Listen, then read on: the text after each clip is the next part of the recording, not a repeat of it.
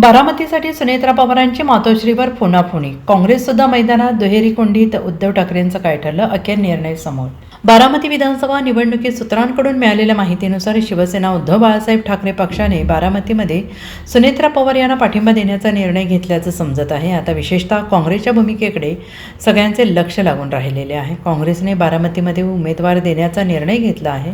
त्यामुळे दुहेरी कोंडीत ठाकरे आणि सुनेत्रा पवारांच्या पाठीशी उभं राहण्याचा निर्णय घेतल्याची माहिती समोर आली आहे. या राजकीय हालचालींमागे कौटुंबिक स्नेह असल्याचं बोललं जात आहे. सुनेत्रा पवार यांनी स्वतः उद्धव ठाकरे यांना फोन करून चर्चा केली. ठाकरे आणि पवार कुटुंबाचे अनेक वर्षांपासूनचे जिव्हाळ्याचे संबंध लक्षात घेता या संकट काळात सुनेत्रा पवार यांना मदत करण्याचा विचार ठाकरे गटाकडून केला जातो आहे. जर काँग्रेसने बारामतीमध्ये आपला उमेदवार उभा केला तरी शिवसेना काँग्रेसला पाठिंबा न देता सुनेत्रा पवार यांच्या पाठीशी उभी राहील अशी माहिती सूत्रांनी दिलेली आहे.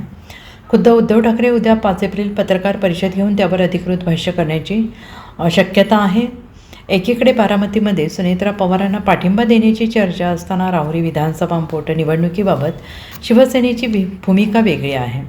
राहुरीमध्ये उमेदवार देण्याबाबत किंवा कोणाला पाठिंबा द्यायचा याचा निर्णय महाविकास आघाडीतील 3ही घटक पक्ष एकत्र बसून घेणार आहेत. बारामतीत कौटुंबिक संबंध प्राधान्यावर असले तरी राहुरीत मात्र राजकीय आघाडी म्हणूनच निर्णय घेतला जाईल असे चित्र आहे. Bureau report SVN Marathi, Baramati.